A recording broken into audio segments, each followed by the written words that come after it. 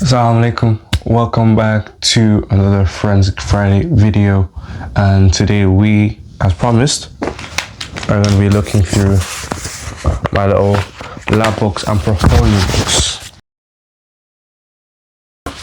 So as you can see over here, we have our lab books for last semesters, and one thing you would definitely notice is you see School of Pharmacy and Biomedical Sciences. Yes, we are part of the School of Pharmacy and Biomolecular Sciences. At the same time, we're also part of the School of Law. We are kind of like a multi-agency type thing. But as you open the lab book, you get a nice content of pages.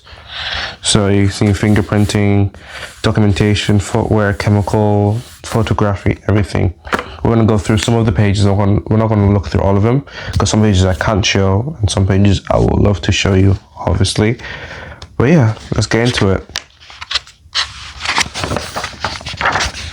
Over here, you can actually see my beautiful fingerprinting skills over here. So this is like if you get arrested, hopefully you don't, but if somebody gets arrested, this is the type of form you have to fill out. So as you can say, for elimination purposes only, to eliminate a suspect or whatnot. This is just me trying to test it out. I don't know if you can see it on camera. Can you? Okay. This is me trying to test out the thing. So this is your thumbprint, your forefinger, middle finger, and everything, so on and so forth. And then you have you have to do it like a lab partner. Basically, like you have to like get your finger and you roll it. So this is my pinky finger. So you roll it to get all the sides of the finger, here to here. And same thing with your thumb. Thumb was a bit weird, I won't lie. Just trying to like do it again, like my wrist is a bit sore. But doing fingerprinting was actually messy and it was very fun at the same time. We did multiple types of fingerprinting, and the most common type of fingerprinting, we obviously did that. Over here, we have what we call an acetate sheet, basically just a plastic sheet. And I don't know, can we get the backing? Hang on. As you can see multiple fingerprints here. These are not my fingerprints. These were staged, and then we had to dust them on like a surface. So you have to say where you got it from, what type of powder you used, how many fingerprints there are, the address of where they found, the time, the date, everything. Staying on the topic of prints, we're going to look at footprints next. This is what we call Bigfoot. Yes, literally Bigfoot, because you put your whole foot inside it. It's like an inking pad. And yeah, this is my shoe. I got big feet, so kind of suits it. So over here, as you can see, is my whole shoe, the toe to the heel. You step in a pad of ink and you stamp your foot down like that, and it inks the page. So you can see, like, it has very faint print on the side. It says your name, date of birth, date taken, manufacturer, type, style, size, police area, crime reference, custody reference, offense, officer taking print, please send the results of search to exhibit number, and signed and date. So that's all the information you need on the back. And on the front, you have your footprint. So in both fingerprinting and footprinting a suspect, you have to have identifiable markers. You have your unique and you also have your individual type of markers and indicators. So unique would be the type of pattern on the shoe, and individual would be a wear and tear because of the type of exercise you're doing on the shoe. So for example here, on the wear of my heel is an individual classification, but the unique one would be the pattern. Do you see where we're going here? Same thing for fingerprinting.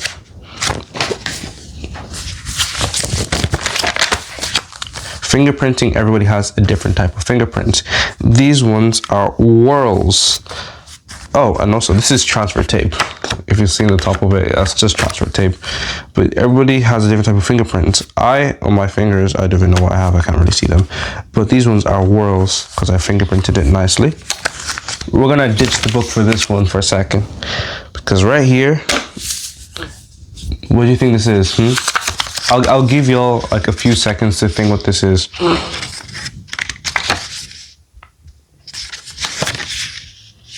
Okay, a few seconds are off. This is an evidence tag, not just any ordinary one.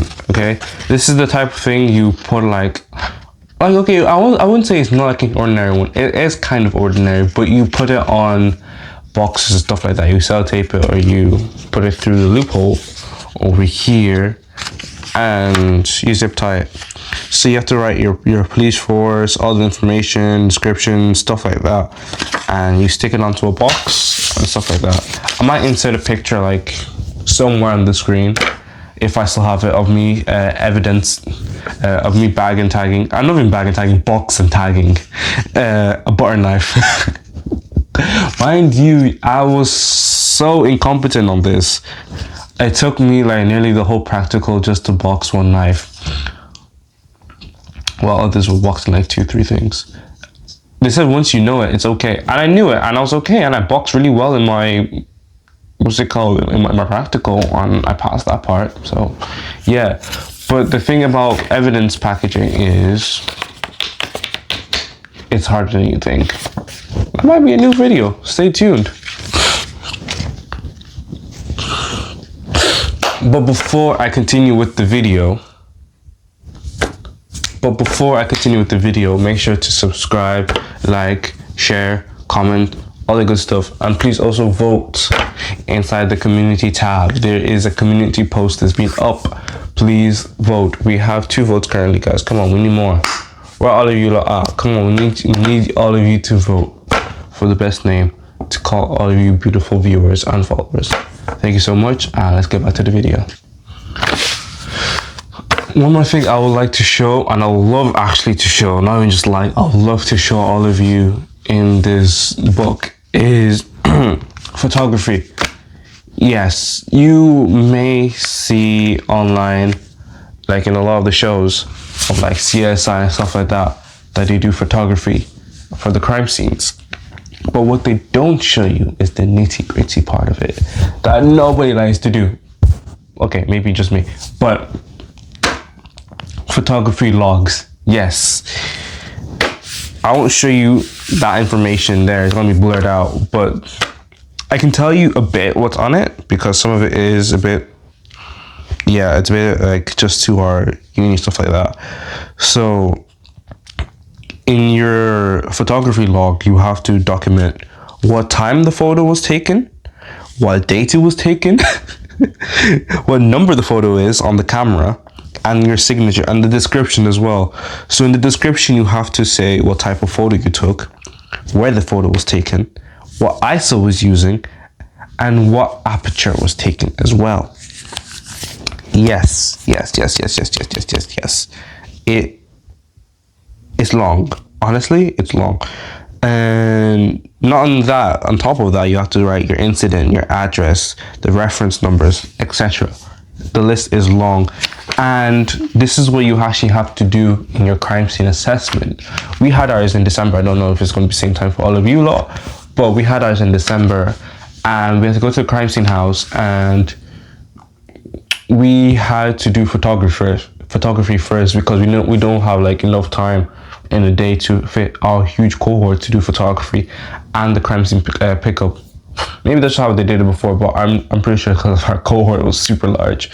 So we did photography one day, and we did the crime scene evidence gathering the other day. And photography was long. They gave you they gave us one of these, basically. They gave us one of these to fill in. And there was like acetate sheets everywhere to say, oh, this is what you have to take a picture of, and this and this and this and that. And you also have the sheet of that as well, hard copy. And once your time is up, you have to hand in your sheet and everything, and they'll grade you on that. But I'll talk about that in another video. So So yeah, you have to sign it. And also one thing that actually docked me marks, like they're so pernickety about this, which is so good, because if your detail is not right, if your information is not right, this is not going to be good, especially in like real life cases.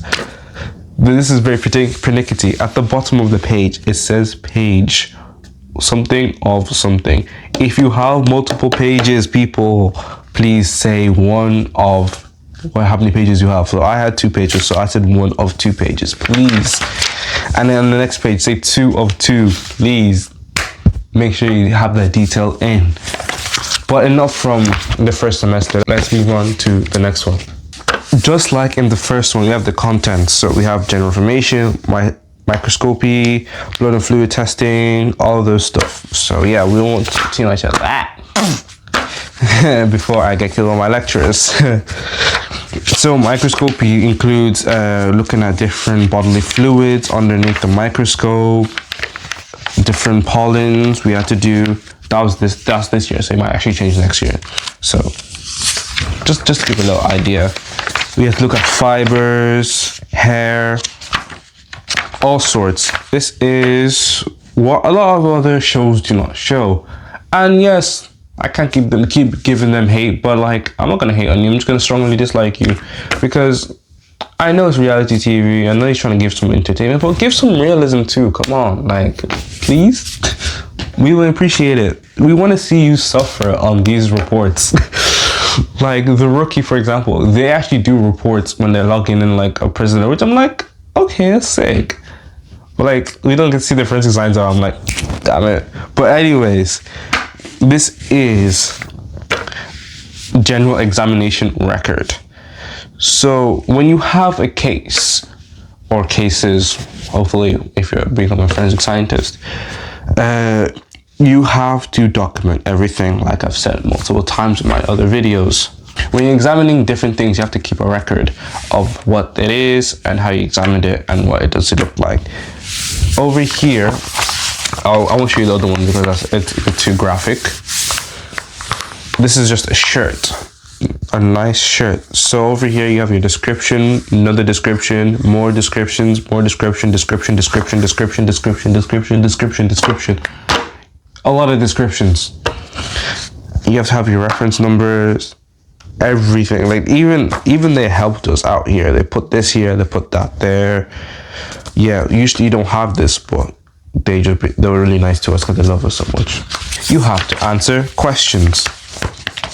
After every experiment, after every single practical, there's going to be questions, such as, based on your results and the model data provided, which test do you think is more sensitive, more subjective, and more objective? Explain your answer. 10 marks. They give you questions. It's not going to be like secondary school.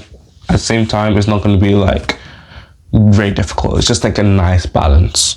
It's going to make your brain work for it. At the same time, the answers will be there for you, especially if you go to like your lectures and you go to your practicals. I'll show you guys this part because it has a funny story linked to it, and I love telling funny stories. This was when I realized forensic science is not going to be all fun and games sometimes, okay? I love my practical teacher and I love my lecturer. She's the same person. She's amazing and she knows how to do her job well. Jibril Oladimeji Alabi walked up to her and said, "Miss, I'm done."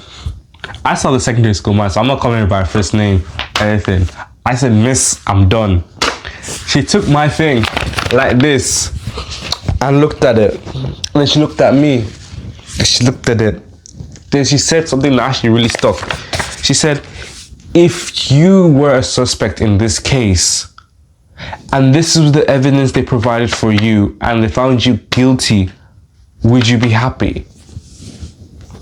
I said, if the evidence is right, yeah, so be it. And then she explained further. I asked you this because the detail is not enough. The size is too small.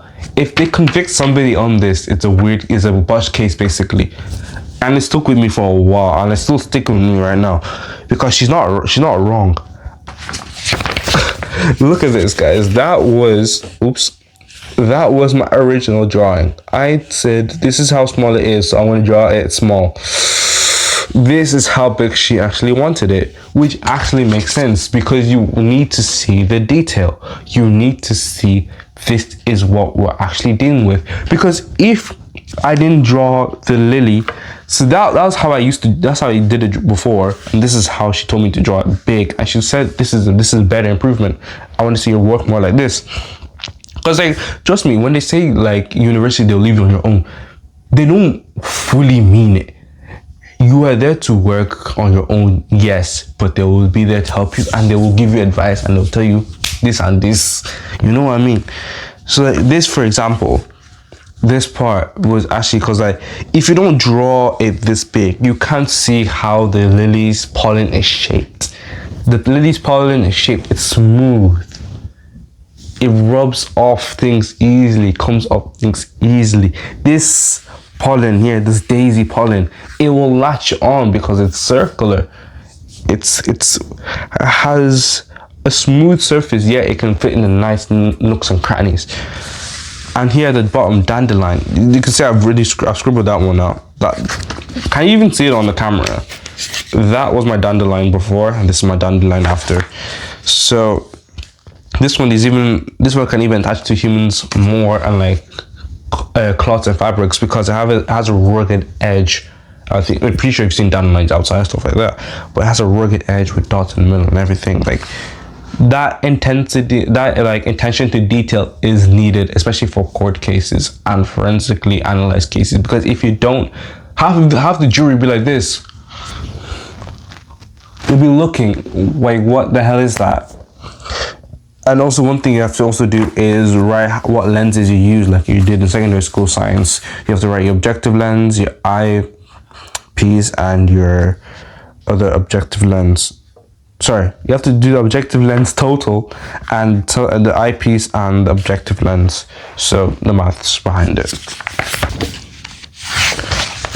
I'm not gonna show you this part of my book, but I'm not going to show you this part of my book because it's a lot of information towards things that I can't show because it does work in real life, and I can't obviously share that for legal purposes and stuff like that. But it's the maths that's used in forensic science. Yes, you can Google it. Go ahead. That's not on me. That's what I will say.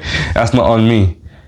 But you have to do maths. Sad, I know. But you don't need to do too much math. It's simple math. Also, I have a tip for anybody. If you're ever out sick, please actually write it in the corner and say out sick, especially on your portfolio, because they will not know if you're out sick on that day or this and that, especially if you forget to log in that, oh, I was out sick, this and that. Do your sick notes. Maths and forensic science is not going to be too tough, but at the same time it's going to be because you're going to use it in ways you've never used it before. Like right here, we're looking at the slope formula, like y is equal to mx plus c. Like I'm not used that since I was in 5th year. So yeah, and like it gives you different equations, stuff like that. This one was used but I have to look down at this because I can't actually say it. It's spectroscopy. I'll put it on the screen.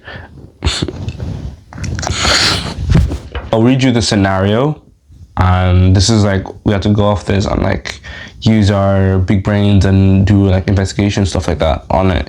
So the scenario was a police officer observes a car moving erratically down the road and forcing other vehicles to swerve onto the pavement. The officer stops the car and driver states that he had severe headaches for which they had taken aspirin, and the erratic driving was due to problems removing the safety cap from the container.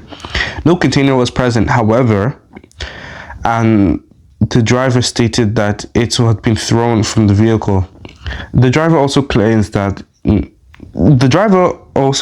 not. Wait, what?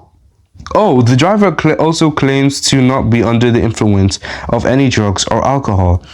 On being taken to the hospital, the driver voluntarily provides a blood to be tested for a range of substances. You now need to test that sample for the presence of Oh, you need to test the sample for the presence and concentration of aspirin. Can we get a round of applause for that amazing reading? No? Okay. So yeah, you have to basically we have the data. This is the data they give you in the book, and then you have to do the test in the lab, so you like a whole machine and everything. But yeah, that is it for this video. Thank you so much for watching, and yeah, next week, I wonder what's happening next week. For all your students next week getting results in UK, I wish you all the best of luck. I hope you all will get what you wanted. Make sure to subscribe, especially if you're doing forensic science in LGMU or hoping to next year. And yeah, I'll see y'all in the next video. Assalamu alaikum. See you next time.